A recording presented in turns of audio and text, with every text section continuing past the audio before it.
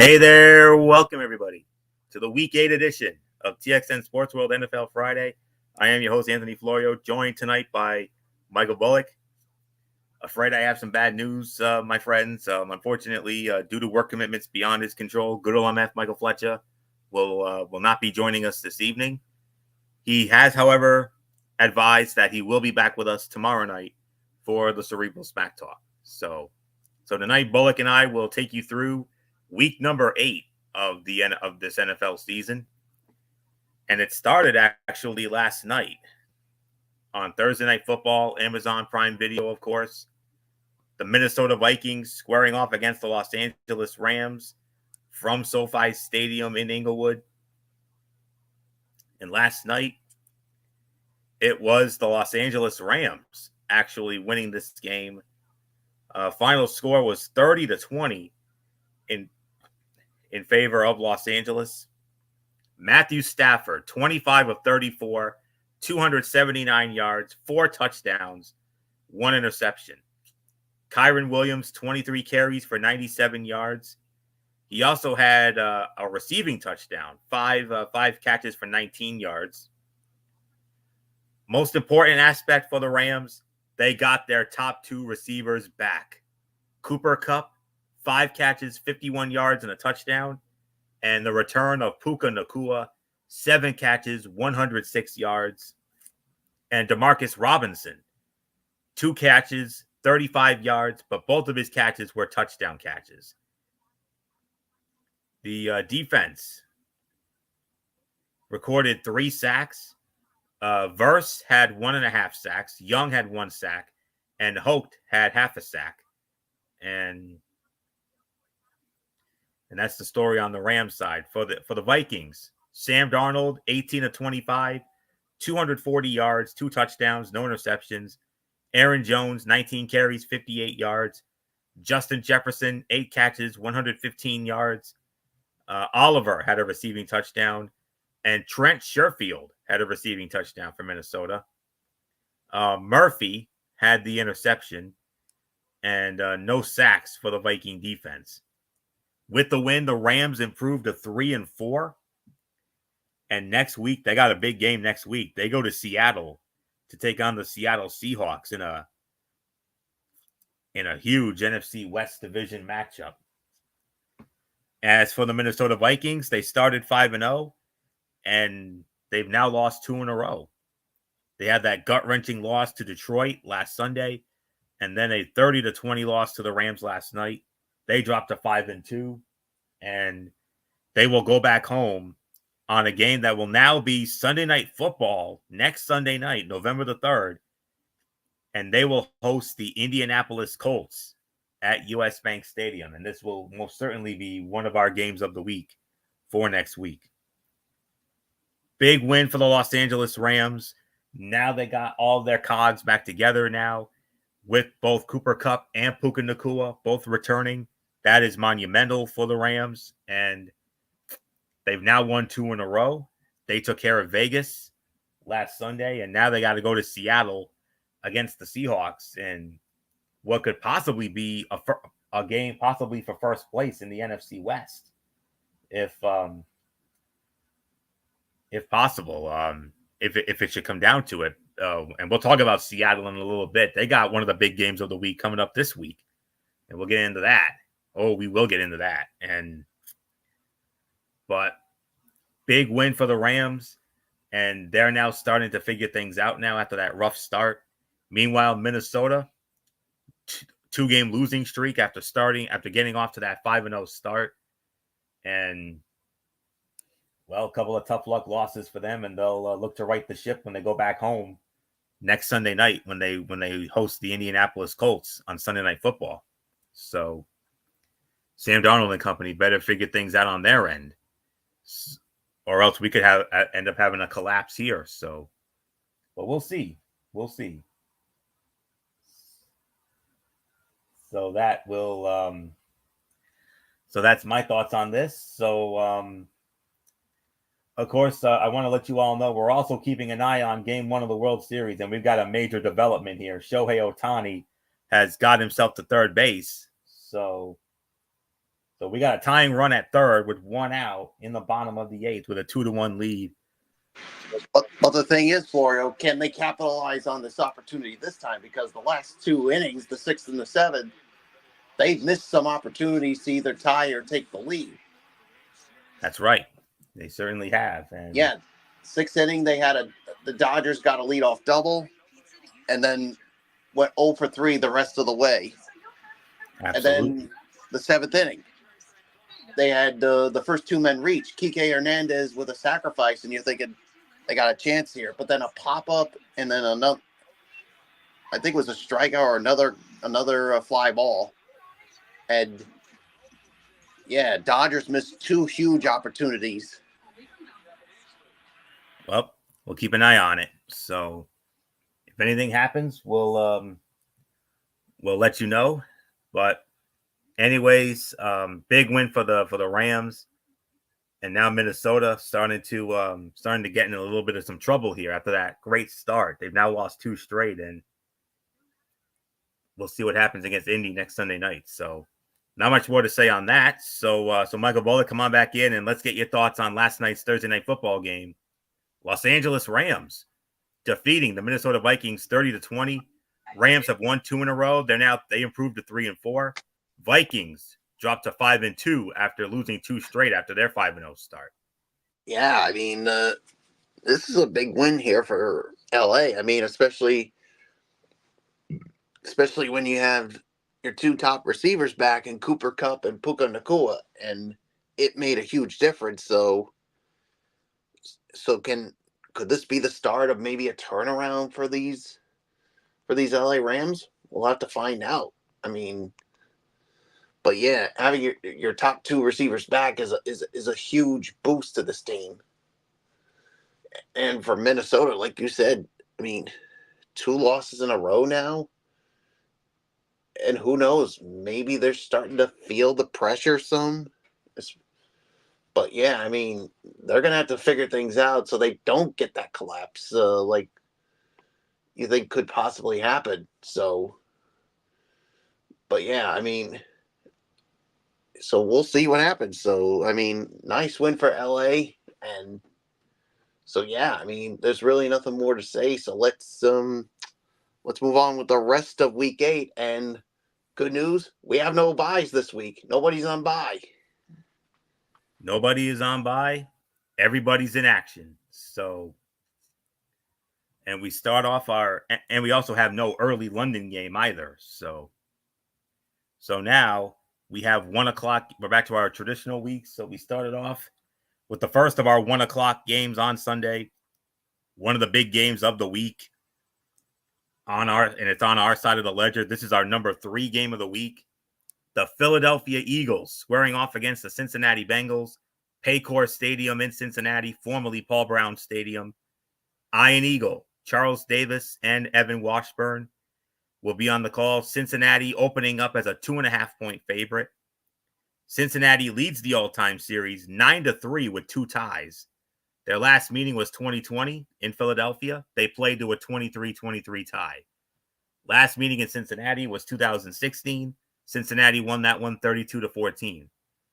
The Eagles have not beaten the Bengals since the year 2000 when they won 16-7 at the old Veterans Stadium in Philadelphia. And also, oh, by the way, the Eagles have also never won in Cincinnati. So they have never won a game in Cincinnati. So with that, let's get into our first game of the week. And this is a good one of the good ones right here.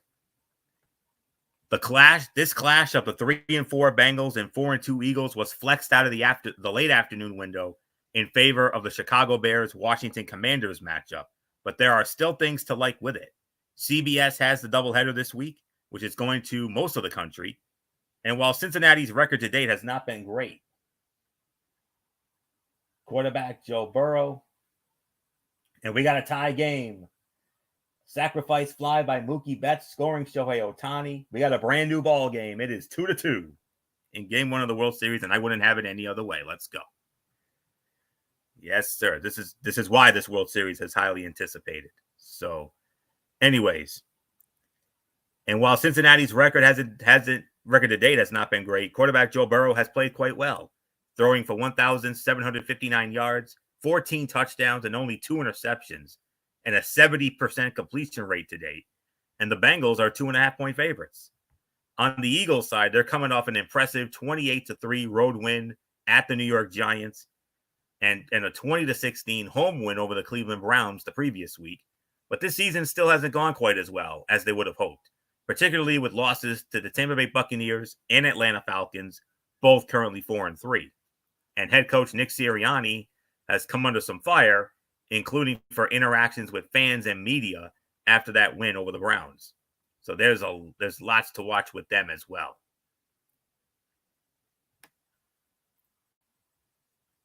The Eagles rushed the ball a combined 81 times over the last 2 games, 10 more than the next closest team, for 385 total yards, about 192.5 a game. Running back Saquon Barkley is second to only the Ravens' Derrick Henry in rushing yards a game at 109.7, and is coming off a 176-yard performance against his former team, the Giants. Cincinnati has yielded 136 rushing yards a game and has given up the second most rushing first downs at 65. Cincinnati's offense is looking to rebound after a rough couple of weeks. In back-to-back wins, the Bengals have scored touchdowns on 16.7% of their drives, which was half of the team's rate from weeks 1 to 5. Philadelphia's defense ranks 10th in fewest points allowed per drive. Since 2022, the Eagles' A.J. Brown and the Bengals' Jamar Chase are among the top 4 receivers in receiving yards after contact. Chase leads with 452 yards. Brown has 394. The FPI gives a slight edge to the Philadelphia Eagles, 56% going with Philadelphia, and I am going to go with Philadelphia to win this game as well. I think it's going to be a high-scoring game, and I'm going to say the Philadelphia Eagles will win this one. Eagles win. Final score for me, 31-27. Philadelphia holds off Cincinnati in what should be a very high-scoring, entertaining game on Sunday afternoon. And if you ask me the question, would I be surprised if the Bengals were to win? No, I wouldn't. They've been playing very well. So this one literally can go either way. It's a tough one to call, but I got to give the slight edge to Philadelphia here. So Philly wins 31-27. Michael Bullock, our number 3 game of the week. The Philadelphia Eagles and the Cincinnati Bengals on the mothership on CBS. I mean, one of a few great matchups here. Our number 3 game of the week. 2 teams with high expectations. One somewhat living up to them, the other not so much, but they are coming around, so something has to give here. Yeah, something has to give with these teams. So we'll see what happens. I mean, could this be something that really starts to turn around the Eagles right now with the way they're playing? Or could a win like this for the Bengals turn their season around? So we'll see what happens. But I think at the end of the day, I gotta go with the Philadelphia Eagles to win this one as well. So there's really nothing more to say. So let's move on to the next game. And this is our number. We move on to our number 5 game of the week, also on CBS. AFC North divisional matchup: the Baltimore Ravens squaring off against the Cleveland Browns. Cleveland Browns Stadium in Cleveland. And on the call for this game, it will be, I believe it is, I think it's Tom McCarthy's crew, if I'm not mistaken. Yes, it'll be Tom McCarthy, Jay Feely, Ross Tucker, and Amanda Balionis. And the spread favors Baltimore. Big spread for Baltimore. 8.5-point favorite is the Baltimore Ravens, and rightfully so. Baltimore leads the all-time series. It's not even close. It's 36-14 in favor of Baltimore. Both teams split, however. They split the season series. Both teams winning on the road. So Baltimore won in Cleveland last year, 28-3. The Browns' last home win against Baltimore was the year before, 2022. Cleveland beat Baltimore at home 13-3. So Michael Bullock, there's nothing left to say here. The Baltimore Ravens are white hot right now. you can make an argument. They justifiably may be the best team in the AFC, and they are currently, I believe, the front runners to represent the AFC possibly in Super Bowl 59. Whereas the Cleveland Browns, oh boy, they traded away Amari Cooper to Buffalo, and then they did get Nick Chubb back. That's good news. But the bad news is their quote unquote franchise quarterback, Deshaun Watson. Oh boy, what a gruesome injury that was. Yeah, and well, before I get to the who I think is going to win, Florio, I want to take this time to address something. And in regards to Deshaun Watson, if I have your permission. Oh, I know where you're going with this. And believe you me, I've got a few choice words to say about it myself. To these classless, entitled, spoiled brat Cleveland fans who have the balls and the nerve to cheer for Deshaun Watson getting hurt, what in the world is wrong with you people? Delusional. That's the problem. I mean, entitled, selfish, spoiled brats. Simple as that. I mean, don't get me wrong. Deshaun Watson did some terrible things. I mean, we all know about that. But what's the one thing that you and I agree with, Florio? Do we agree with what he's done? No. No. But he's had some bad things. He's done some terrible things. But at the end of the day, he's just like you and me, Florio. He's a man. He's a human being. He's a human being. He's got a family. He's got a family that loves him. And now these stupid, idiotic, disgusting Cleveland Browns fans cheer that he got hurt and say, "Oh yeah, he sucks. We're glad he got hurt. We're glad he's gone and we don't have to deal with him anymore." And as soon as I heard that, I was pissed off. Oh, and I was ready to unleash hell and go on a rant myself. I mean, you Cleveland Browns fans, you're nothing more than a bunch of jokes. I mean, you're nothing more than a bunch of jokes. You're a bunch of rude, selfless human beings. I mean. Bullock, I'm sorry to interrupt, but Gleyber Torres just did the unthinkable. What happened? Gleyber Torres just hit a home run. Oh, he must have missed it. Actually, hold on. I think right now they called it a double. Oh, this is close. This is close. I gotta see the replay. This supposed. Oh, I'm seeing it right now. Hold on a second. Oh, now I think the fan reached over. Oh, I hope it's not. I hope this is not another Jeffrey Mayer situation. Because I think judging, they ruled it a double. They ruled it a double. It's not a home run. Yeah, because you could see as you slow it down. But I think it looked like the initial call. The initial call is a double, but this is under review. They are reviewing this. I think when you see it as you slow it down, I think it looked like it was going to hit the top of the wall.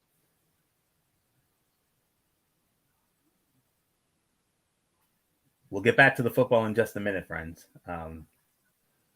But this is a big moment here. I hate to say this, Florio. I think this is going to be ruled a double. I think so. I think you're right.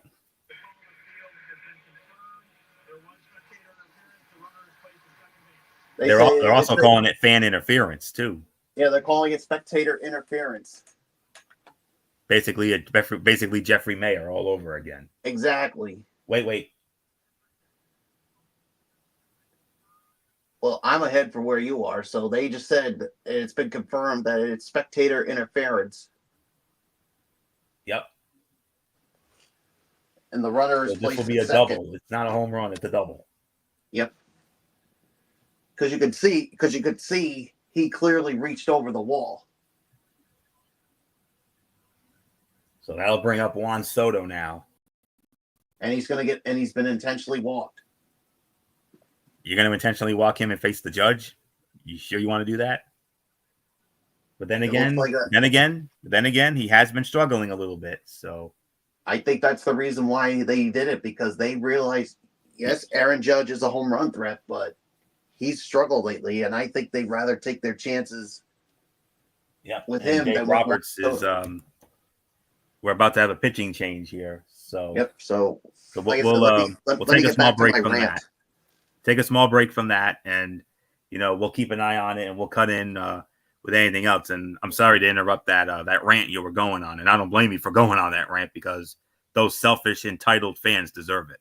I mean, I was hoping that I would never see anything like that again in any stadium, because unfortunately, it brought back so memories. And Michael Irvin, when he broke his neck, and well, even though it was in a visiting stadium, but still, it's. But then again, it's terrible Philadelphia Eagles fans. What else would you expect from those? The same fans that booed Santa. Yeah. But anyways, yeah,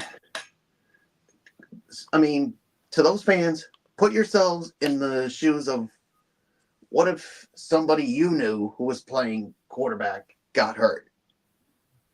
Yeah, you wouldn't be cheering for that. How would you feel if someone booed your son or cheered your son getting hurt and being taken away? Yeah, how would you like it if they did it? You would feel angry. You would feel upset, and you would feel the exact same way like the Watson family is going through right now. I mean, I would be ashamed to be called a Cleveland Brown fan right now with that classless act. You guys are nothing more than a bunch of dumbass idiots. Classless. Absolutely classless. Disgusting. And go screw yourselves. And as far as I'm concerned, and I know you deserve to be where you are right now. You deserve to be where you are right now. One of the laughing stocks of the league right now. Yeah. And you deserve every bit of it. Selfish, entitled, you know what's.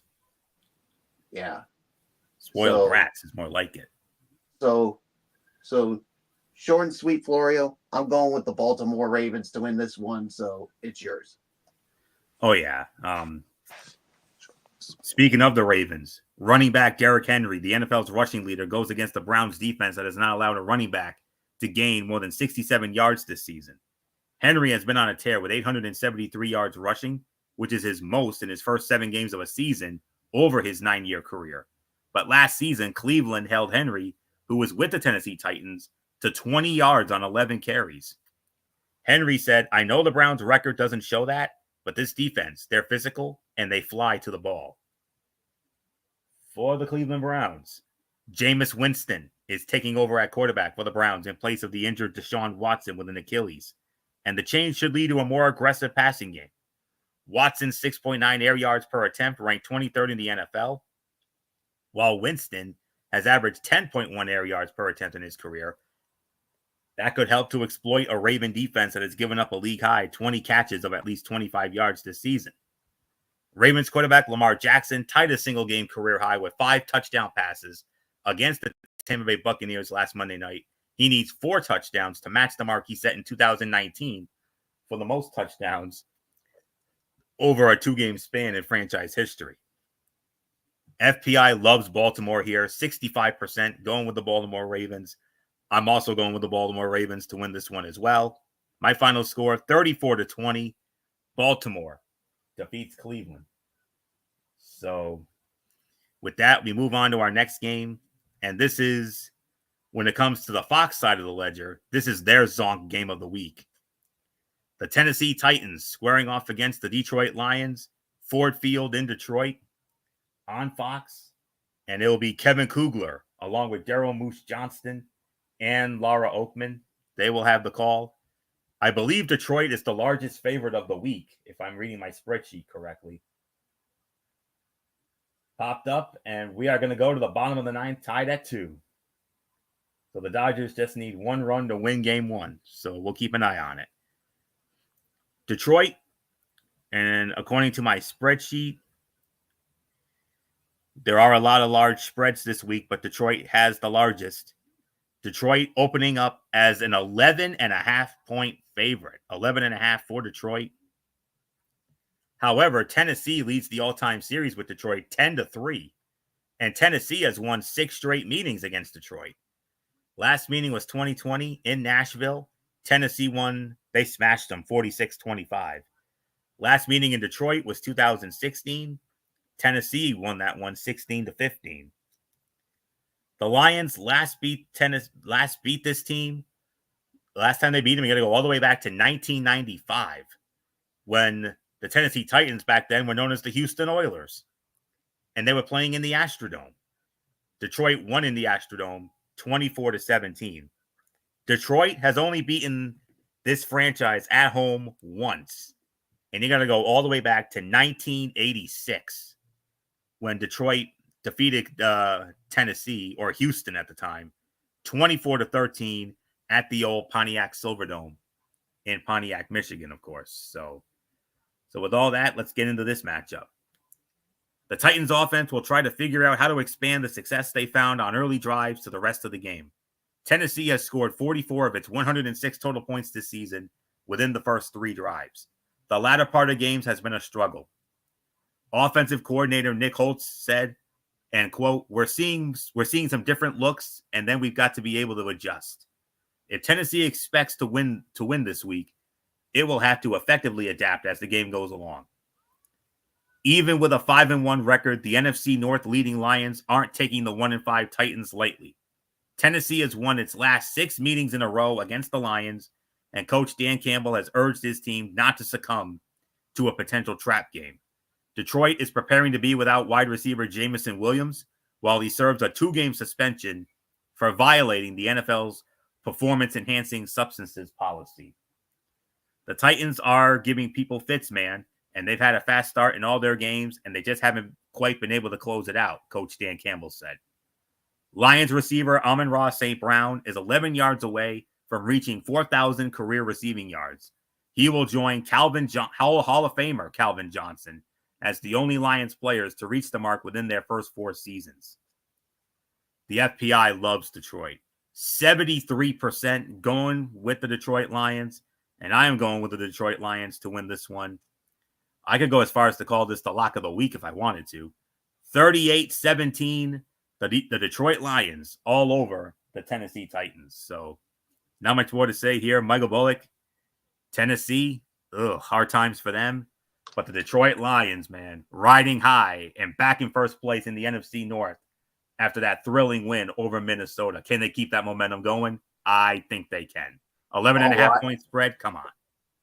Yeah, I mean, this is an easy choice. I mean, like you said, this is our lock of the week here. Detroit Lions all over the Tennessee Titans in this one, and this ain't even going to be close here. So Detroit wins. On to the next game. Okay, and we move on now to on our side of the ledger, our number 2 game of the week.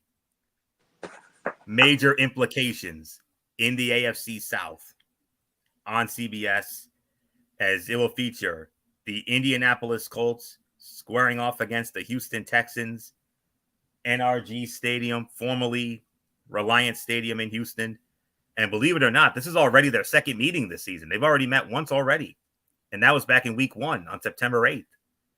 The Houston Texans defeated the Indianapolis Colts at Lucas Oil Stadium by a score of 29-27, all the way back in week number 1. So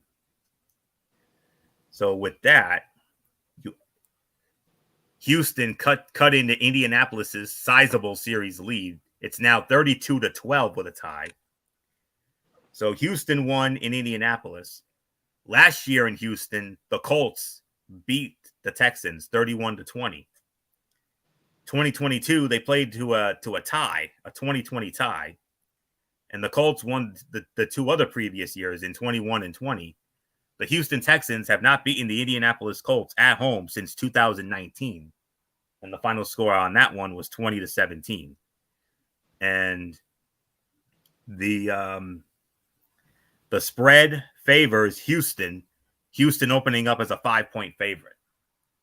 So Michael Bullock, huge game here in the AFC South here. This is almost a basis. This is unofficially, you could consider this somewhat of a first place game here, because whoever wins could end up having the possible inside track to first in the AFC South. They would split the season series if Indy wins. I don't know who would be considered the first place team. They would both be tied. But if Houston wins, they would definitely have a little breathing room. But nonetheless, Bullock, in our number 2 game of the week, huge implications in the AFC South. Yeah, definitely huge implications in that in the South. I mean, I definitely could see this game being close. I mean, for a good amount of it, but I think at the end of the day, I mean, I still got to go with the Houston Texans. I mean, I just think they have the better team. I mean, offensively with Stroud and Diggs and the rest of that group, and then of course on the defensive side of the ball as well. So I'm going to go with the Houston Texans to win this one. So it's your Florio. Colts quarterback Anthony Richardson has had his struggles, but he has enjoyed more success against Houston than any other team. In 6 quarters of action against the Texans, dating back to last season, Richardson is responsible for 5 total touchdowns, 3 rushing and 2 passing. He has averaged 9.2 yards per pass attempt and 10.1 yards a rush, and has a QBR of 90.1 in those games. Even though the Texans beat the Colts in week 1, their coach DeMeco Ryans is throwing what happened in that game out the window. He feels so far removed from the season opener and expects a different Colts team. Indianapolis won 4 out of its last 5 games, but still possesses the 31st ranked rushing defense, allowing almost 160 yards a game, which plays into the Texans' advantage because their running back Joe Mixon averages 100 yards rushing a game. The Texans have swept the season series against the Colts only once in franchise history, and that was back in 2016. 69% in the FPI going with the Houston Texans, and I am going with the Houston Texans to win this game as well. My final score, I am going to go 27-20. The Houston Texans defeat the Indianapolis Colts, complete the season sweep, and get a little breathing room in the AFC South because the Colts are literally on their heels. So Houston win. Give me Houston to win 27-20. And we are going to extra innings. Wow. Game 1 of the World Series, and this game is going to extras thanks to a diving catch by former Red Sox outfielder Alex Verdugo. Nice. I just saw it. Very nice. Nice play from your old friend. Anything better. We already said going in that this was the most anticipated World Series in recent memory, and if tonight's any indication, we could possibly be in for an all-timer right here. This could be an all-time World Series. It really could. So we'll keep an eye on things as they break down. So, all right. With that being said, we move on to our next 1:00 game. Over on Fox, it'll feature the Green Bay Packers squaring off against the Jacksonville Jaguars, TIAA Bank Field in Jacksonville. On the call for this game, it will be Kenny Albert, Vilma, and Megan O'Leary. And Green Bay opening up as a 4-point favorite in this one. And the series history, Green Bay leads the all-time series 5-2. Green Bay has also won the last 3 meetings in a row against Jacksonville. Last meeting was 2020 at Lambeau in Green Bay. Green Bay won 24-20.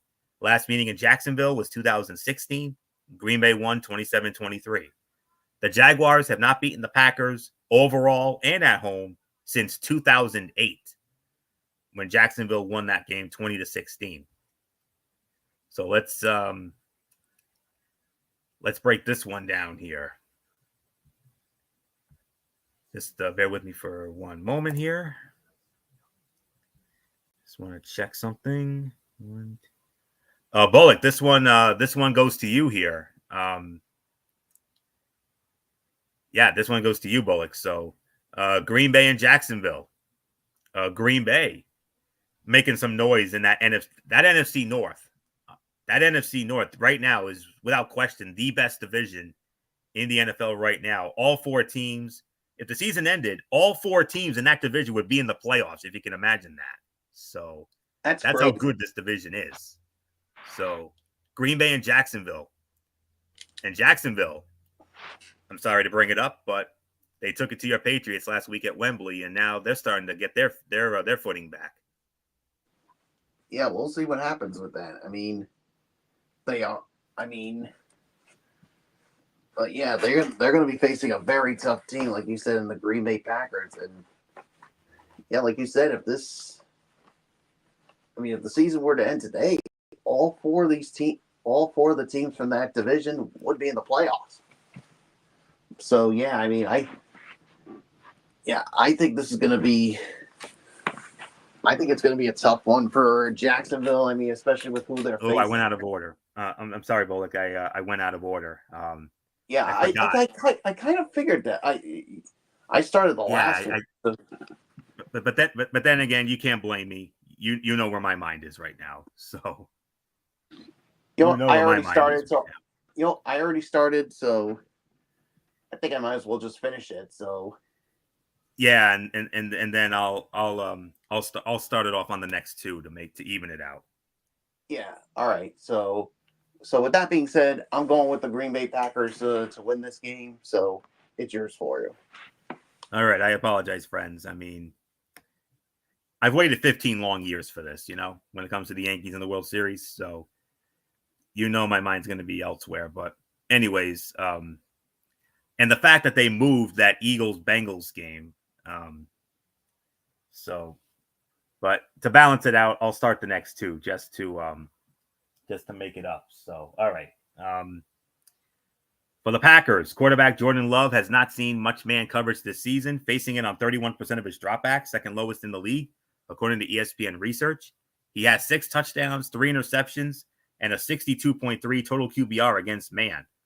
The Jaguars have used man coverage on 52% of their opponent dropbacks, 5th highest in the league, and have allowed an 87 QBR when in man coverage. Jaguars quarterback Trevor Lawrence has been on a roll the last 3 weeks, completing 74.2% of his passes over that span. Only the Detroit Lions' Jared Goff at 80% has been better, but in one fewer game. One major reason, his off-target percentage is a league best 6.8%. That has to continue against the Packer defense that leads the NFL in turnovers forced at 17. Fox has the single header this week, and while their top team of Kevin Burkhardt and Tom Brady is at the late Buffalo-Seattle matchup, this early window one is going to almost as much of a swath of the country. And there's lots to consider here. Packers are 5-2, but third in the NFC North, thanks to the success of the 5-1 Lions and 5-2 Vikings, and they're not far ahead of the 4-2 Chicago Bears.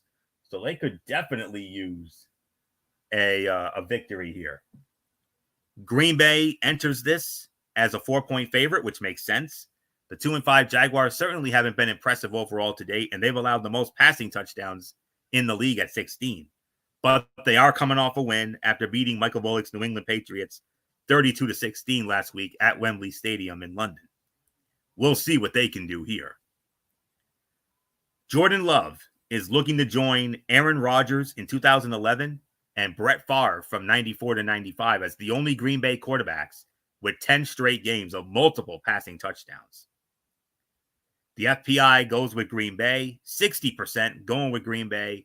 I'm going with Green Bay as well.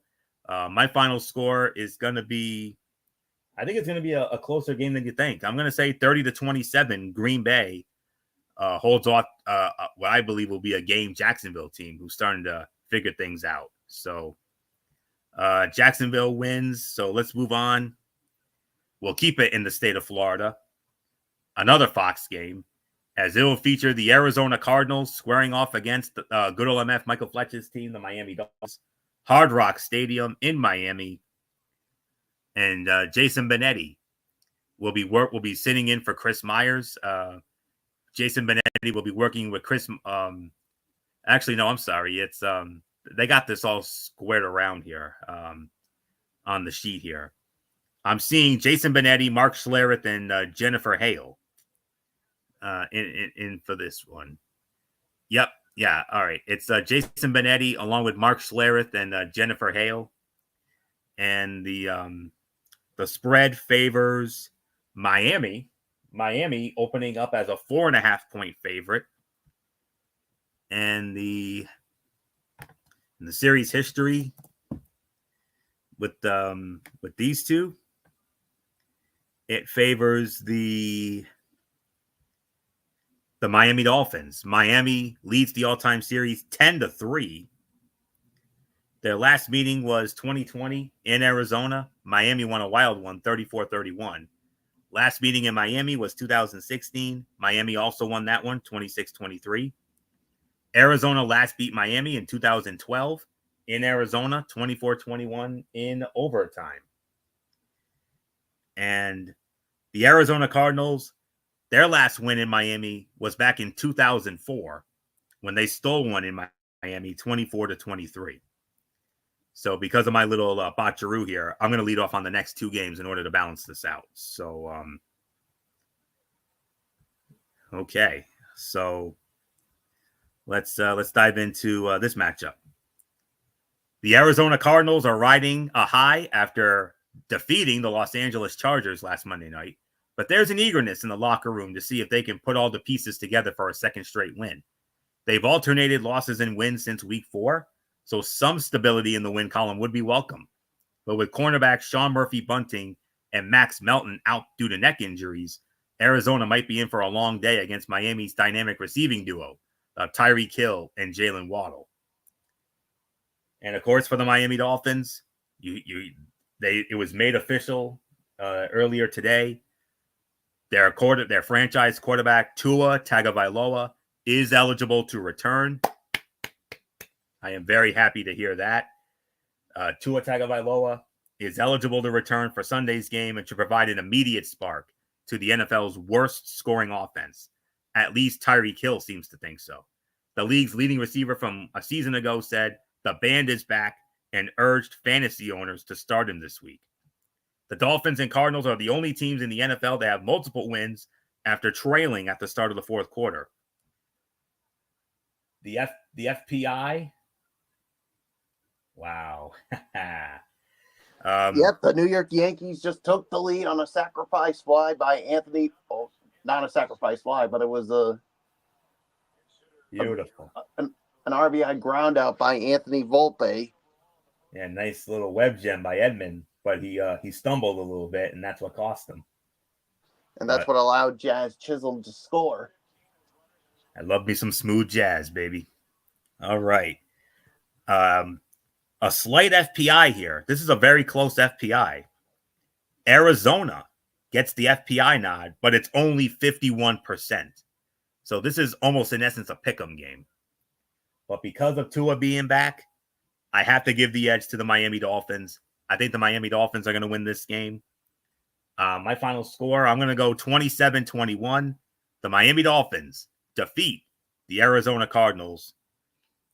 So not much more to say here. Michael Bullock, what a great news bit that we got earlier today. MF was saying, MF on this program was saying, Tua could be back by week 8 against Arizona, and his sources were correct. Tua Tagovailoa returns on Sunday. Thank you, Lord. Hallelujah. I'm glad to hear that. Oh yeah, I'm very happy that he's back after suffering that concussion, and I'll tell you what, I hope he's very careful, because I've always feared that if he takes one more hit, his career could be over. But it's good to see him back. I hope he can stay healthy the rest of the way and get this Dolphins team back on track here. So, but like you said, this is almost like a pick'em here. So if Tua wasn't back, I'd give a slight edge to Arizona, but Tua's back. And I'm going to give the slight edge to the Miami Dolphins to win this one. So give me the Miami Dolphins to win. So let's move on to the next game. Well, we go from Girl MF Michael Fletcher's team to your team, Michael Bullock. Your New England Patriots. And when it comes to our side of the ledger, this is our Zonk game of the week, as it will feature the New York Jets squaring off against the New England Patriots, Gillette Stadium in Foxborough. Spiro Ditas, Adam Archuleta, and Aditi Kinkabuela on the call. And the spread favors the Jets. Jets are opening up as 7-point favorites in this one. So it's a touchdown spread for the New York Jets. And this is already their second meeting of the season. You remember Thursday Night Football, I believe it was either week 3 or week 4. They met on Thursday Night Football at MetLife, and the Jets absolutely smashed the Patriots in that one, 24-3. So the Jets cut into the Patriots' regular season series lead. It is 72-55 now with a tie. And both teams split last year. The Jets won in Foxborough last year, 17-3. The Patriots' last home win against the Jets was 2022. Final score was 22-17. So, like I said, because of that little botcheroo I made, I'm going to lead off on this one as well, so we can even out it back out here. I went off a different list and it threw me off. So, but anyways, let's get into our Zonk game of the week here. For the Jets,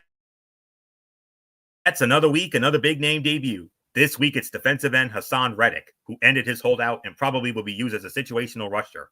The Jets bolstered their roster the past 2 weeks with Reddick and wide receiver Devontae Adams. But this game could come down to quarterback Aaron Rodgers. He has 6 interceptions in the last 3 games, the most in any 3-game stretch in his career. The Patriots have not been swept by the Jets since 2000, which was Bill Belichick's first season as head coach. After losing 24-3 to the Jets on a Thursday night to lead off week 3, the Patriots are at risk of having that streak snapped. Rookie quarterback Drake May, who is making his 3rd career start, has been a bright spot. He can become the first rookie quarterback with at least 240 passing yards and 2 touchdown passes in his first 3 starts since 1950. May is the 4th Patriots quarterback to make one of his first 3 career starts against the Jets. The previous 3 were Mac Jones, Matt Castle, and Scott Zolak, and they all won. So that might be a small omen there for you, Bullock.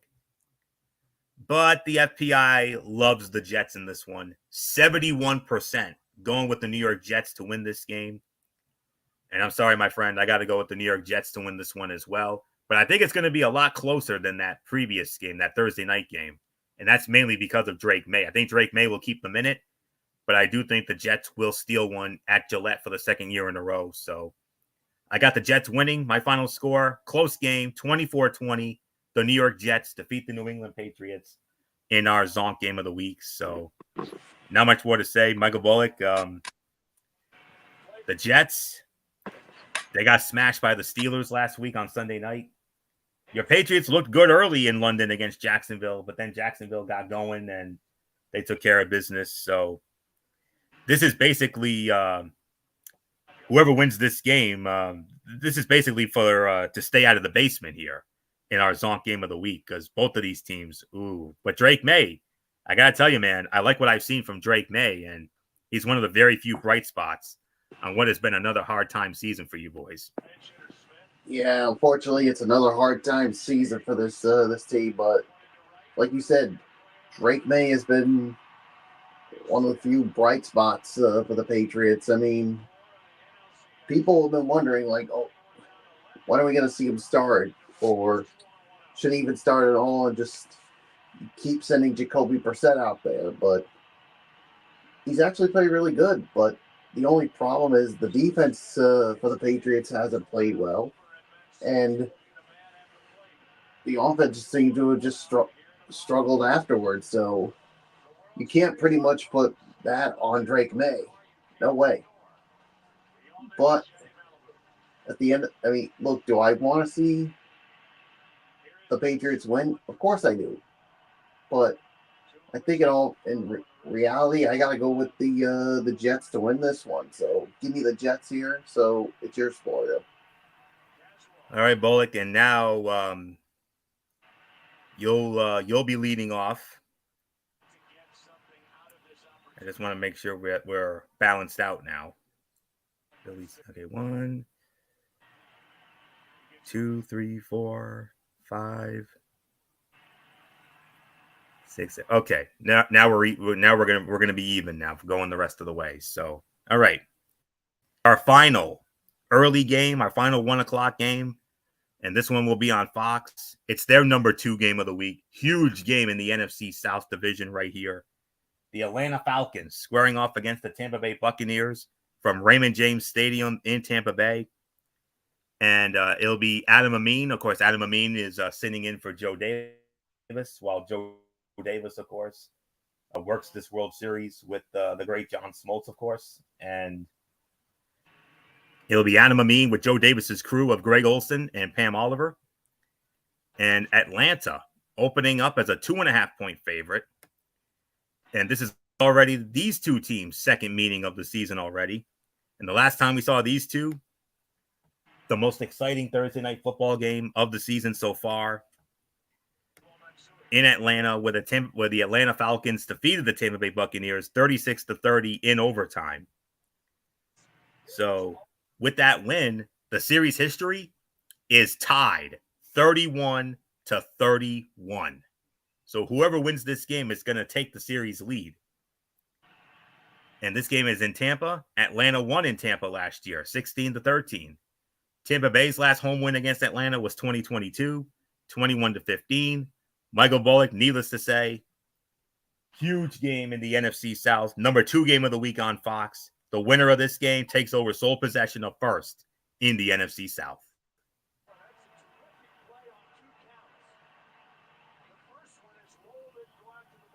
Bullock, are you there?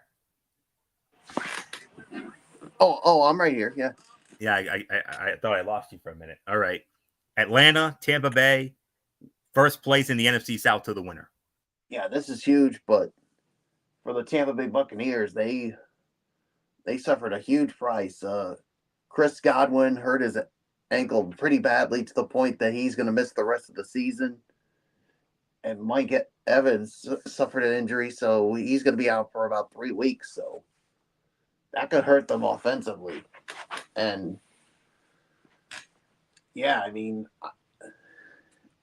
I think it's just because of that. I'm actually going to go with the Atlanta Falcons to win this one, and I think they've been playing well lately. Now, if the Buccaneers were healthy, I would have gone with Tampa. But in this case, I'm going to go with Atlanta to win this. So it's yours, Florio. Yeah, very, very tough game to call here. And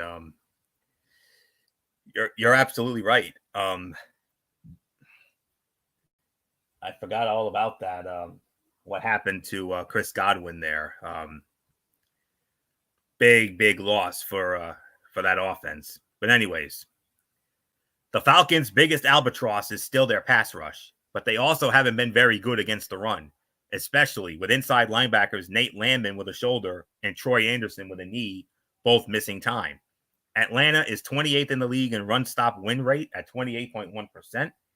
Meanwhile, the Buccaneers are 9th in the NFL in run block win rate at 73.1%, opening up holes for running backs Bucky Irving, Rashad White, and Sean Tucker, or what Falcons coach Raheem Morris has referred to as a 3-headed monster. It's a doomsday scenario for the Bucs.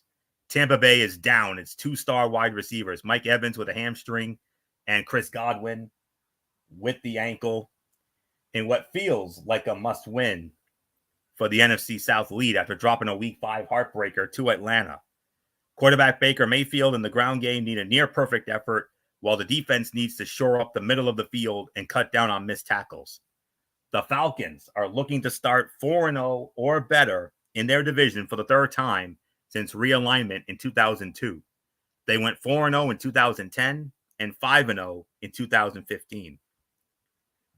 The FPI actually still likes Tampa Bay. They still like Tampa Bay here, 57%. But now that we know that Evans and Godwin are out, I got to go with Atlanta now. So I'm actually gonna go with the Atlanta Falcons to win this game, and my final score is going to be 31-24. 31-24. Atlanta defeats Tampa Bay. So we shall see what happens with that. So that takes care of the early window. On to the late window, and I believe we have 5. Yes, we have 5 late games. We have 2 4:05 games on Fox and 3 4:25 games on CBS. So let's start it off with our first 4:05 game on Fox. The New Orleans Saints squaring off against the Los Angeles Chargers from SoFi Stadium in Inglewood. And this one is over on Fox, and it'll be Chris Myers, Mark Sanchez, and Christina Pink. And the spread favors the Chargers. Chargers opening up as 7-point favorites in this one. And the series history between these two. Just bear with me for a moment as I pull it up here. It favors the Chargers, but not by much. The Chargers lead the all-time series 7-6. But here's the thing. The Saints have won the last 4 meetings in a row against the Chargers, including a wild 30-27 overtime win in New Orleans in 2020. The Chargers last beat the Saints overall and at home when they were the San Diego Chargers back in 2004, and they smashed them 43-17. So, and the Saints' last win at the Chargers was 2016. Wild score on that one, 35-34. So let's dive on into the late games now. The Saints are getting healthy again. Quarterback Derek Carr with an oblique is the only major player to remain on the injury report. As tight end Taysom Hill with a rib, wide receiver Chris Olave with a concussion, linebacker Pete Werner with a hamstring, and offensive linemen Lucas Patrick and Cesar Ruiz return to practice. Saints general manager Mickey Loomis said they've had an injury avalanche that the team has to fight through to get back to winning. The Chargers haven't scored a touchdown in the second half since week 1. They were also held out of the end zone in their week 7 loss to Arizona, meaning they haven't scored a touchdown since the second quarter of their week 6 win at Denver. This matchup could be an opportunity to fix their offensive woes, as the Saints are allowing the sixth most points in the NFL at 25.7. The Saints lost each of their past 2 games by 20 or more points. Their only 3-game streak of 20-point losses came in weeks 15-17 in 2001. FPI likes the Chargers in this one, 59% going with the LA Chargers. I'm going with the LA Chargers to win as well. I think it will be an ugly game, but I think the Chargers will pull it out. 20-13, the Los Angeles Chargers defeat the New Orleans Saints and sends the Saints and keep the Saints on that downward spiral. So there isn't really. Wow, what a play. Whoa, baby. Who was that? Was that Verdugo? Verdugo pulling a Derek Jeter a la 2001 against the Oakland A's in Game 5 of that division series? Dude. What a play. He's like, this one's for you, Captain. And Derek Jeter's there, so he's probably like, I just had flashbacks. Oh, my goodness. 2 outs now. Unreal. But I got the LA Chargers winning an ugly game. I'm going to say 20-13. The Chargers hold off the Saints. Bogobolic, I mean, the Saints, we just can't get over it. They started red hot, 2-0, smashed Carolina, smashed Dallas. But ever since then, hoofa. Yeah, I really don't know what's going on with the Saints team. I mean, 2-0, and then they just haven't bought a win since starting the season 2-0. So, who are the Saints playing? The Los Angeles Chargers at SoFi Stadium. Yeah, it's just Yeah, the Saints just haven't been able to catch a break, and unfortunately, I see that continuing for them. So I am gonna go with the LA Chargers to win this one as well. So on to the next game, Florio. And this is, when it comes to Fox, this is their game of the week. It's No, fly ball, deep right field, gone. grand slam, Game over. and the Dodgers take game one. Yep. And it's MF's old friend. Fletcher's old friend Freddie Freeman walks it off. Man alive. Oh, that's after all that. After Verdugo made that insane Derek Jeter-like play. Oh, damn.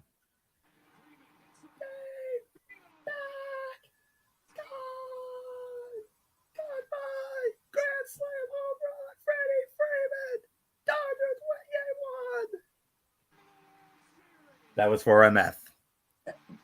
That's exactly how he would have said it. And that one was also for the late Fernando Valenzuela. Yep, he's smiling down right now. There it is. Breaking news. The Los Angeles Dodgers steal game one of the World Series 6-3 in 10 innings on a walk-off grand slam by Freddie Freeman. Why would they intentionally walk Mookie Betts? I don't get it. Well, they should have taken their chances with him. Well, the thing is, either one of those guys could hurt you. True. So there is no. It was basically pick your poison. They decided to do the lefty-lefty matchup, and this time around, it backfired. And that was for good old MF Michael Fletcher right there. That's exactly how he would have called it. So, yep, breaking news. LA Dodgers take game one of the World Series. It's on to game two tomorrow night. But anyways, let's move on. Now we can officially get back into football. Yeah, now we can fully focus on that now. So let's move on to the other 405 game on Fox, and this is their game of the week. The game of the week on Fox. You can't really call it America's game of the week because it's not the 425 doubleheader here. But unofficially, you could call it America's game of the week.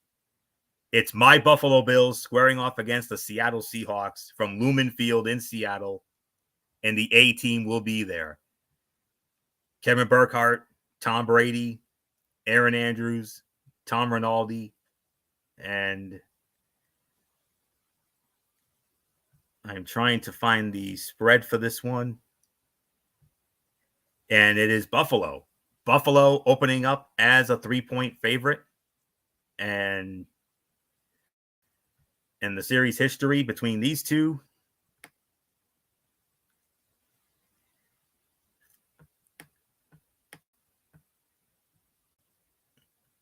all right. And the spread and the series history favors Seattle. Seattle leads the all-time series 8-6. 2020 was their last meeting. That was in Buffalo. Buffalo won a wild one, 44-34, snapping a 2-game losing streak to Seattle. Last meeting in Seattle was 2016. Seattle won that one, 31-25. Buffalo last one in Seattle. Their last win there was back in 2004. Buffalo smashed Seattle that day. 38-9 was the final score in that one. So I believe, Michael Bullock, this one goes to you here. The game of the week on the Fox side of the ledger, my Buffalo Bills, they have a stranglehold in the AFC East right now. And the Seattle Seahawks, they've lost 3 of their last 4 after they started 3-0. So, and now they're at home. They're back at home. And Seattle, of course, looking to, as they have a small lead in the NFC West. And the NFC West is now up for grabs right now, and Seattle barely still leading it. So Michael Bullock, let's start it off with you here. Fox's game of the week. My Buffalo Bills, the Seattle Seahawks in Seattle. Seattle, of course, looking to keep pace in the NFC West, whereas Buffalo looking to add to their stranglehold in the AFC East and keep their road for a 5th straight division well in hand. Yeah, I mean, what can you say? I mean, I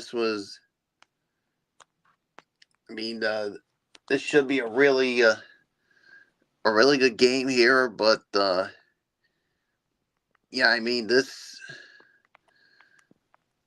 but I think at the end of the day, I think the Bills, I think they're definitely going to continue to roll here, and I mean the Seahawks could keep it close for a while, but I think at the end of the day, I think the Buffalo Bills are gonna win this one. So give me the Bills to win this one. So it's yours, Florio. There's a good game brewing here between the 5-2 Bills and 4-3 Seahawks. The Bills, 3-point favorites, are coming off an impressive 34-10 win over the Tennessee Titans at Highmark Stadium and a previous 23-20 win at the New York Jets. But they did have 2 straight losses before that. Meanwhile, the Seahawks beat the Atlanta Falcons 34-14 last week, but lost 3 straight consecutive games before that. A key question with Seattle has been the play of quarterback Geno Smith. He's thrown for 1,985 yards so far, but with 8 touchdowns and 6 interceptions and a 68.5% completion rate, and his last few games haven't been his most impressive. He threw for 207 yards last week, albeit with 2 touchdowns and no picks, and a 64.3% completion mark. And while he threw for 312 and a touchdown the week before, that came with 2 interceptions and just a 57.5% completion rate. Scoring points on the road has not been a strong point for the Bills, who are averaging 21 points in the 4 games away from Highmark Stadium this season, and they're 2-2 in those games. There will be an opportunity to amend that against a Seahawks defense that has allowed 23 points a game, which is 19th in the league this year. The offense will be assisted by wide receiver Amari Cooper, playing in his second game with Buffalo. After allowing the 5th most rushing yards a game, 146.1 through week 7, the Seahawks are hoping their trade for linebacker Ernest Jones IV will help one of the league's worst run defenses. Jones, who's sliding into the middle linebacker spot in Coach Mike McDonald's defense, will face the Bills for the 2nd week in a row. He recorded 5 tackles, a quarterback hit, and a pass defended for the Titans in their loss to Buffalo last Sunday. If the Seahawks score over 20 points for the 8th straight game, they'll tie the longest streak of reaching that mark to begin a season in franchise history. They also did this back in 2020. The FPI likes Buffalo here. 64% going with the Buffalo Bills. I'm going with the Buffalo Bills to win. My final score, I am going to go. It's going to be a close game, I believe, but I'm going to take a chance, and I'm going to say 24-21. Buffalo holds off Seattle and keeps their winning ways going. But I certainly wouldn't be surprised if Seattle were to steal it. I wouldn't. So, all right. So we move on now to the 3 425 games on CBS. And we started off with the game that we have as our number 6 game of the week. The Carolina Panthers squaring off against the Denver Broncos from Empower Field at Mile High in Denver. It'll be Chris Lewis, Jason McCourty, and Amanda Guerra. They will have the call for that one. And Denver opening up as an 11-point favorite. 11-point spread for Denver here. Denver leads the all-time series 5-2. Their last meeting was 2022 in Charlotte. Carolina won that one 23-10. Last meeting in Denver was in 2016. Denver won 21-20. That was week 1. That was the very first game of the 2016 season, which of course was their rematch of Super Bowl 50, which Denver also won 24-10 at Levi's Stadium in San Francisco. So 5-2 in favor of Denver in the all-time series. And let's continue on. Panthers quarterback Bryce Young returns to the starting lineup after being benched in week 3. He's starting because Andy Dalton sprained his thumb in a car crash. How well Bryce Young, 2-16 as a starter, performs could determine his future with Carolina, but it will not be easy against the Broncos. Outside linebacker Jadeveon Clowney will also return to the field after missing 2 weeks due to a shoulder injury. Defensively, the Panthers are getting healthier, but pressure will remain an issue. Denver ranks 1st in the NFL in sacks allowed, 9, and Carolina ranks 31st in sacks at 7. it could be a big day for rookie quarterback Bo Nix. The Panthers rank at or near the bottom of every major defensive category, and the Broncos rank at or near the bottom of every major passing category. The difference has been the Broncos' defense has lifted them to 4-3, their best record after 7 games since they were 5-2 in 2016. But with Bryce Young starting, look for the Broncos to be aggressive. Denver ranks second in the league in sacks at 28 and has the highest pass rush win rate as a team at just about 57%. The Panthers are looking to avoid back-to-back starts of 1-7 or worse for the first time in franchise history. The last team to start 1-7 or worse in consecutive seasons was the New York Jets in 2019 and 2020. Denver, I believe, has the highest FPI percentage of the week.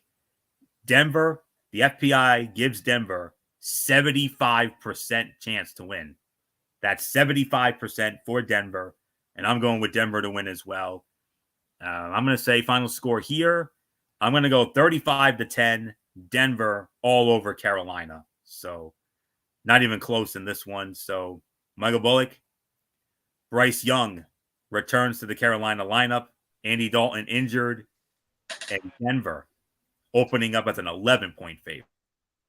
Yeah, I don't see this one being close here. I mean, yeah, I too am going to go with the Denver Broncos to win this one as well. So nothing more to say. Let's move on to the next 425 matchup.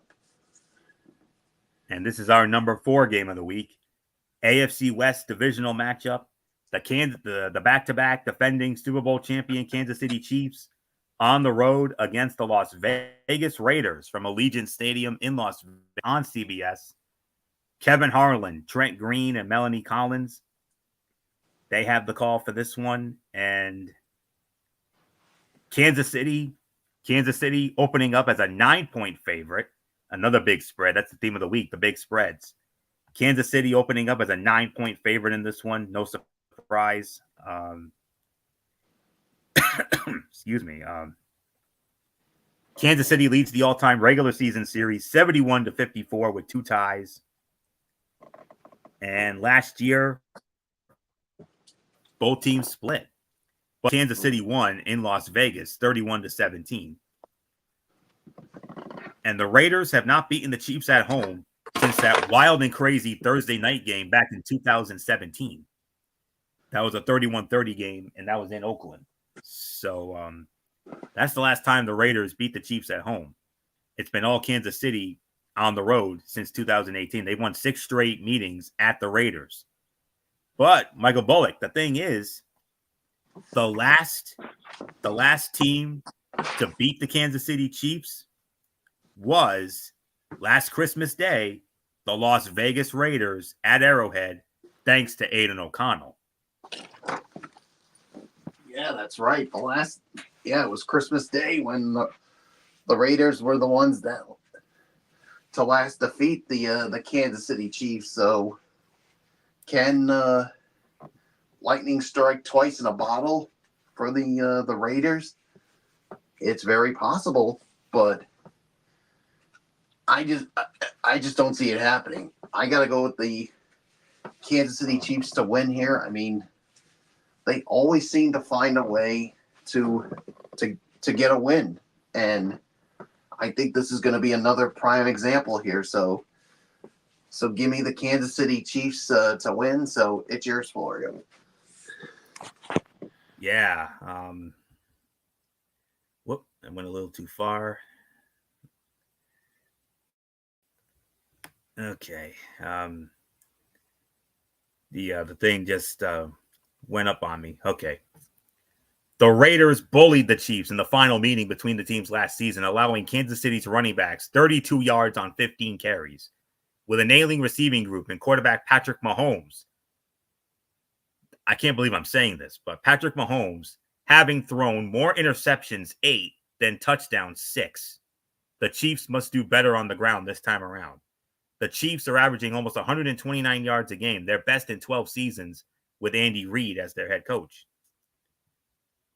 Raiders rookie tight end Brock Bowers has been a decidedly silver lining in a black cloud over the Raiders.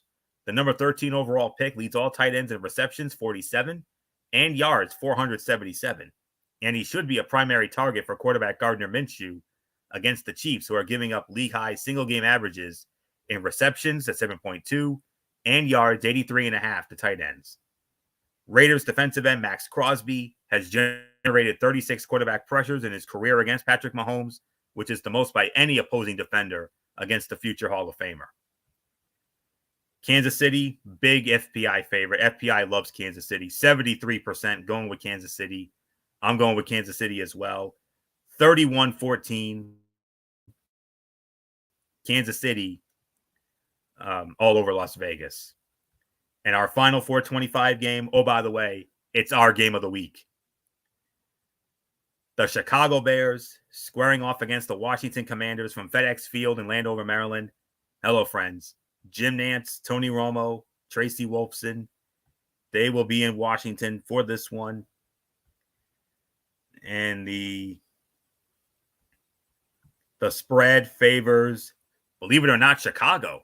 Chicago opening up as a 3-point favorite. And the series history, Washington leads, but it's only 23-22 with one tie. And that one tie came in their very first meeting all the way back in 1932. They played to a 7-7 tie in Boston, back when the Washington Commanders were known as the Boston Braves. So, but anyways, last meeting was last year in Washington, and Chicago smashed them 40-20. Washington has not beaten Chicago at home since 2013, when they won a wild 45-41 shootout. Their last overall win against Chicago was 2022 in Chicago, 12-7. So here we go. I get to lead off on our game of the week. Let me set this up. Okay. This game got flexed into the late Sunday afternoon slot, and for good reason. It's a great matchup of the number 1 and number 2 overall draft picks from this year. The Bears' Caleb Williams and Commanders' Jaden Daniels, although it remains unclear if Daniels will actually be available. And Williams has thrown for 1,317 yards and 9 touchdowns. Daniels, 1,410 yards and 6 touchdowns so far, respectively, and both have received significant praise, and rightfully so. The Bears and Commanders are 4-2 and 5-2 so far this year, respectively. Chicago's on a 3-game winning streak and coming off a bye, while Washington thumped the Carolina Panthers 40-7 last week. And the Commanders enter this one, and actually, the Bears are entering this as 3-point favorites. This could be particularly critical for the Bears as they look up at the other 3 teams in the NFC North. But Washington only has a 1-game NFC East lead over Philadelphia at the moment, so it matters for them too. It will also be interesting to see how Tony Romo evaluates these two top rookie quarterbacks. The Bears defense enters this week having allowed 21 points or fewer in 12 straight games. Extending that streak will be a challenge against Washington's high-powered offense, which ranks 3rd in points a game at 30.1 and 4th in yards at 384.1. This will be the stiffest test Chicago has faced, particularly against a top 3 rushing attack, 165.4 yards a game led by running back Brian Robinson Jr.'s 4.7 yards a carry. For as dominant Bears have been defensively, their one weakness is against the run. The Commanders' offense leads the NFL with 14 rushing touchdowns and might be more reliant on the ground game if quarterback Jaden Daniels cannot play. Washington's defense has slowly improved, and in the last 4 weeks, the Commanders rank 4th in points allowed a game at 16 and 7th in yards a game, 293. The only team that hurt them defensively and beat them during this stretch was the Baltimore Ravens. Meanwhile, the Bears' offense also has played better during this same stretch. In the last 4 weeks, Chicago ranks 5th in scoring at 31.7 and 12th in yards gained at 353.7. Washington's tackling was much better last week versus Carolina, as was its communication in the secondary to prevent big plays. The latter will be important on Sunday. Commanders coach Dan Quinn is seeking to start 6-2 in his first season with a second franchise after doing the same with Atlanta in 2015. Only 2 other coaches have done that in the last 100 years: Jim Caldwell and John Gruden. This is the closest when it comes to the FPI. 50.2% in favor of Chicago. This definitely, this is without a doubt, this is considered a pick 'em. But from what I am reading here, he was limited in practice on Friday after he had not practiced 2 days. There is still a chance he plays against Chicago because he suffered a rib injury in the first quarter against Carolina, and if he cannot go, Marcus Mariota would get the start. He was listed as questionable today. It's possible his status will not be revealed until Sunday. It's a 4:25 kickoff. So, in other words, Jaden Daniels is pretty much a game time decision.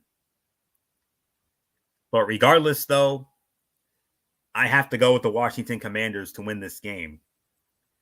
I would say 27-24. Washington beats Chicago. But that's only if Jaden Daniels plays. If he doesn't, I may have to tilt it to Chicago. But we're going to have to keep an eye on that injury report throughout the day on Sunday before we leading up to this monumental game right here. So for now, I'm going to go with Washington to win 27-24. So Michael Bullock, our game of the week, the battle of the top 2 draft picks, Caleb Williams and Jaden Daniels, if he plays, of course. And I don't know what else there is to say except once again, with MF out, he's the Phil Simms to my Jim Nance. You are the Tony Romo to my Jim Nance. So just like MF would, do that thing I like. Hello, friends. Yes, sir. I mean, like you said, this is a matchup we've been waiting for since the schedule came out after the draft. And you're gonna have the top 2. You have the top 2 quarterbacks that went in the draft. And like you said, if Daniels plays, this is going to be an opportunity to see who's the best out of the 2. And you could make the case right now that Jaden Daniels is the best right now, even though Caleb Williams is not playing that bad himself. I mean, but the Commanders are the ones that are on the surprise team coming out right now, and this is a chance for Caleb Williams to show everyone why he is the number 1, that he was that number 1 pick. So this is going to be a fun game. I'm going to enjoy it. But at the end of the day, I think the Commanders will come out and win. Well, here's the thing. If Jaden Daniels plays, I'm going to go with the Commanders. But if he doesn't play, then I might have to give the edge to the Chicago Bears in this one. So, but like you said, we got to keep an eye on that injury report throughout the day Sunday. So, but for right now, like I said, Daniels plays, Commanders win. If he doesn't play, Bears win. So it's yours, Florio. All right, and we move on to our primetime games now, and we move on to Sunday Night Football and a renewal of one of the greatest rivalries in NFC history. The Dallas Cowboys squaring off against the San Francisco 49ers, Levi's Stadium in Santa Clara. And of course, we all know who's working this game, of course. Mike Tirico, Chris Collinsworth, and Melissa Stark. San Francisco opening up as a 4-point favorite in this one. Regular season history, San Francisco leads it 16-14 with a tie. They met last year on a Sunday night. San Francisco smashed Dallas 42-10. And they've won 3 straight games, including playoffs, oh, by the way. Dallas last beat the 49ers overall in 2020, a wild 41-33 final in Dallas. Dallas's last win in San Francisco was 2017. They smashed them 40-10. So, Michael Bullock, it's needless to say, this is a must-win game for both teams. I mean, both of these teams are struggling, to say the very least. And Dallas is 3-3. San Francisco is 3-4. And San Francisco, of course, looking like a damn near mash unit with all the injuries they have. So we all know something most definitely has to give in this one. It's basically a must-win for both teams. Yeah, it's definitely a must-win for both teams. I mean, San Francisco's struggling with especially with all the injuries that they're having to some of their key players. And Dallas, I mean, they're just struggling. Even if,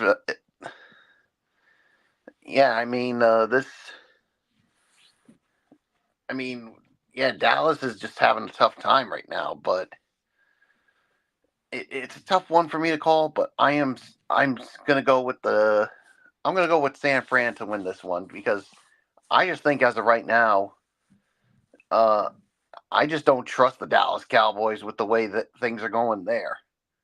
So give me San Fran to win. It's yours, Florio.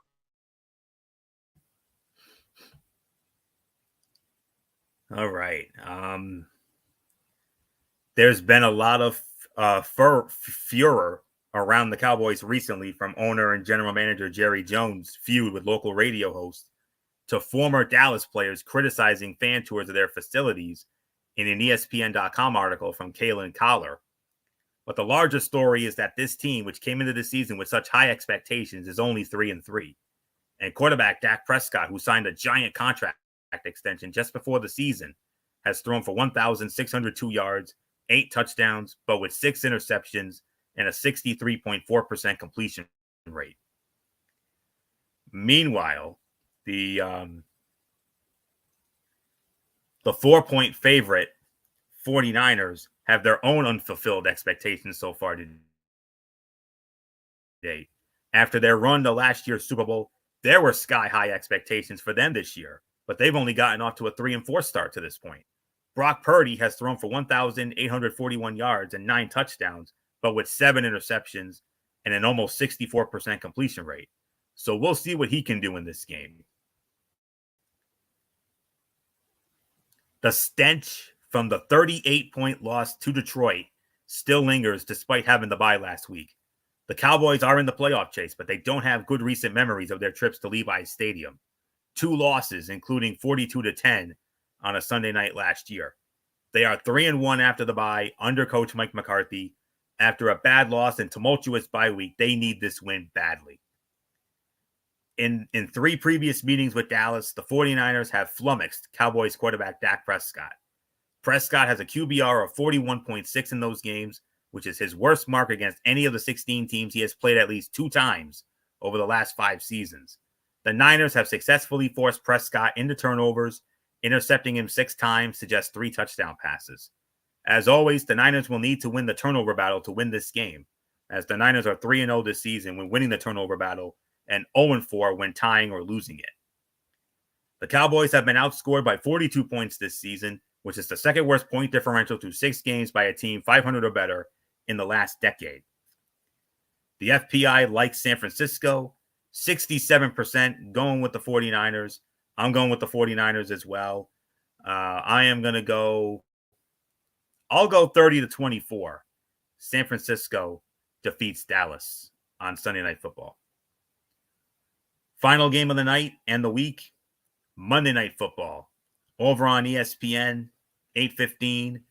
Not just on ESPN, but also simulcasting on ABC. It'll feature the New York Giants squaring off against the Pittsburgh Steelers from Acrisure Stadium, formerly Heinz Field in Pittsburgh. Joe Buck, Troy Aikman, and a sideline reporter to be announced. Normally it's Lisa Salters, but she hasn't been on in a while. And it could be Laura Rutledge or it could be another reporter. I don't know, but we'll wait and see what happens come Monday night. So, but Joe Buck and Troy Aikman, of course, will have it. And Pittsburgh opening up as a 6-point favorite. And the series history, it favors the New York Giants. The Giants lead the all-time series 44-31 with 3 ties, but the Steelers have won the last 3 meetings in a row against the Giants. Last meeting was 2020 in New York. Pittsburgh won 26-16. Last meeting in Pittsburgh, 2016. Steelers also won that one 24-14. The Giants have not won in Pittsburgh and overall against the Steelers since 2008, when the Giants stole one in Pittsburgh in 08, 21-14.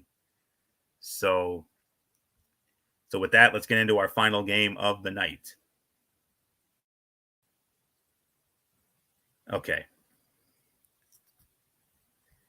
Give me one moment. Okay. The 2-5 Giants are entering this one following the 28-3 drubbing by the Eagles, and they're just 2-5 on the year. They're facing a lot of questions about the play of quarterback Daniel Jones in particular. The team signed him to a 4-year, $160 million extension last year, but he threw for just 909 yards that year due to injuries, which eventually saw him ruled out for the season after suffering a torn ACL in Week 9.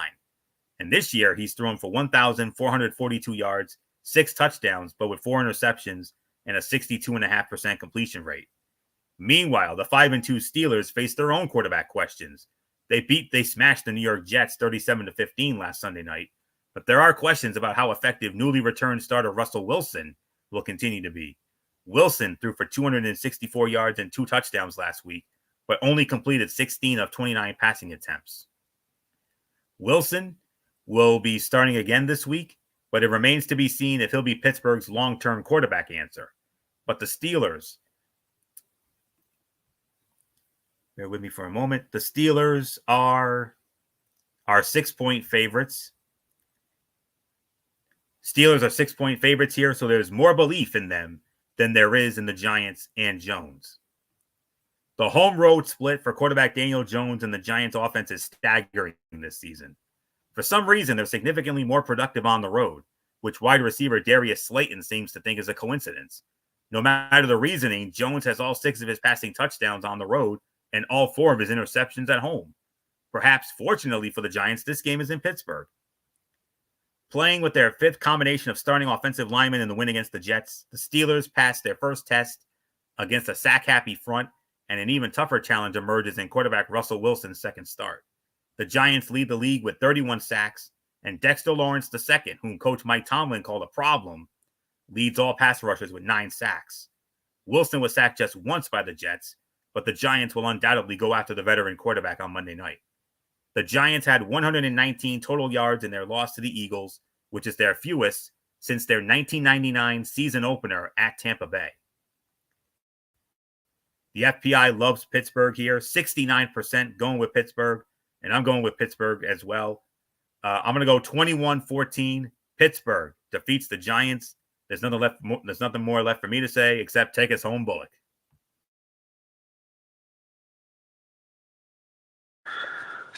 Yeah, I agree with you on everything you said. I'm definitely going with the Pittsburgh Steelers to win this one as well. So that being said, Florio, let's put a bow on this and set up the future content for our upcoming shows. Absolutely, and that, like Bullock said, that will indeed put the bow on this Week 8 edition of TXN Sports World NFL Friday. We want to thank you also very much for tuning in as always. We'll be back with you again tomorrow night around 10:30, 11 or so over on MF's channel, Brace Fan 95, for the Cerebral Smack Talk. We got Friday Night SmackDown, and we're also going to preview NXT Halloween Havoc because that goes down on Sunday night. And in the Mikey's Mindset, MF will hit us up with AEW Collision. And then from there, I don't know when our NXT review will be. We'll see what MF has to say about it. But for right now, Monday night will be Ridiculously Raw here on the Tone 25 at 10:30, of course. Monday Night Raw, and in a special Tony's Take, I will have my exclusive review of TNA's biggest event of the year, Bound for Glory. Wednesday night, we got Wednesday Night Madness. MF will have that. We got NXT. We got AEW Dynamite.